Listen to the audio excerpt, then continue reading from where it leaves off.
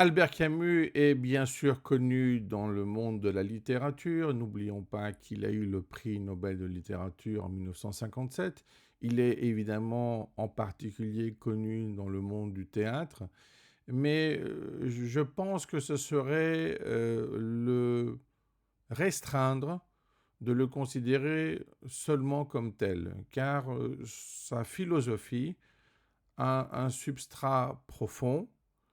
Elle a des idées politiques, libertaires, sociales et même écologiques. Elle est articulée sur le thème de l'absurde, on pourrait dire, dans un premier temps, mais finalement, il n'y a pas que l'absurde, il y a aussi la révolte et puis l'amour.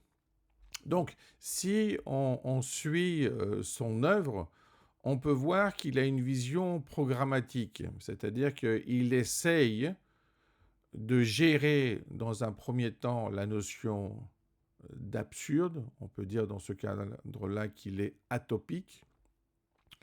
Ensuite, il vient à la notion de révolte. Puis, normalement, il aurait voulu continuer sur la notion d'amour. Si on le voit de cette manière, on peut comprendre que cette vision triple, ce triptyque, était fondamentale dans cette philosophie, mais nous n'avons pas l'ensemble.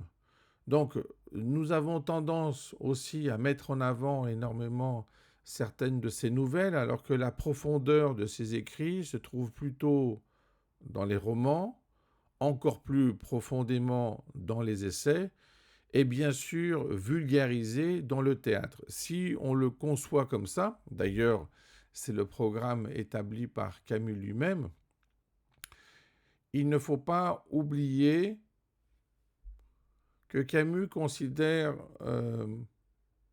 son entité, sa personnalité comme un premier homme. D'ailleurs, c'est un ouvrage qu'il va écrire, enfin qui va paraître après sa mort.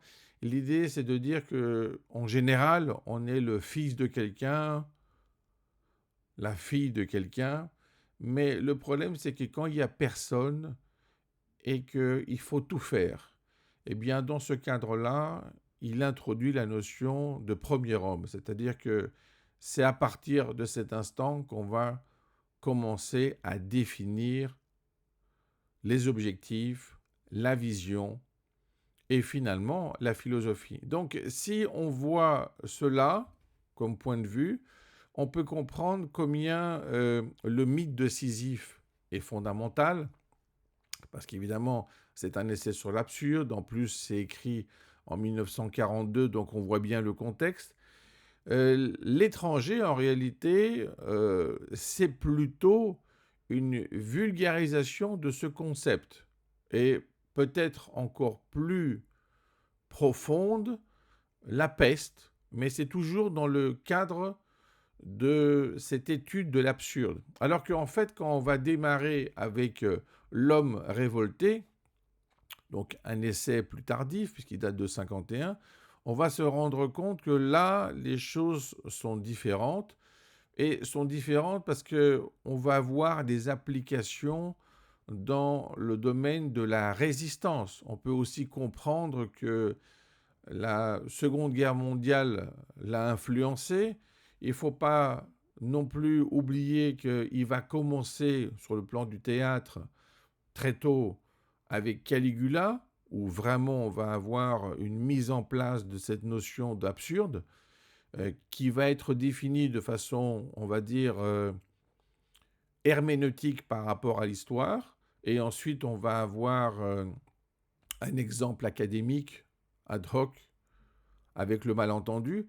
Alors que si on regarde le problème de la révolte, on va comprendre que l'état de siège et surtout les justes vont être des pièces de théâtre qui vont représenter cette partie fondamentale de la révolte. Le problème, c'est que c'est comme si on avait seulement les deux pans d'un triptyque.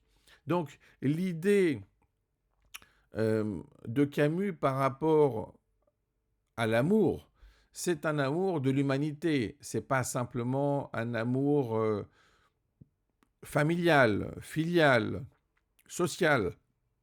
pas même simplement humain, mais vraiment à l'échelle de l'humanité. Donc l'idée, c'est de dire, après cette phase de l'absurde, après cette phase de la révolte, il faut aussi avoir un point de vue constructif. La phase de l'absurde, c'est de dire finalement ça n'a pas de sens, mais si ça n'a pas de sens, cela peut acquérir un sens à partir du moment où on comprend cette idée.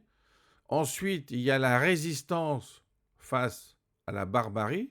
Et puis ensuite vient le temps de l'amour pour l'humanité.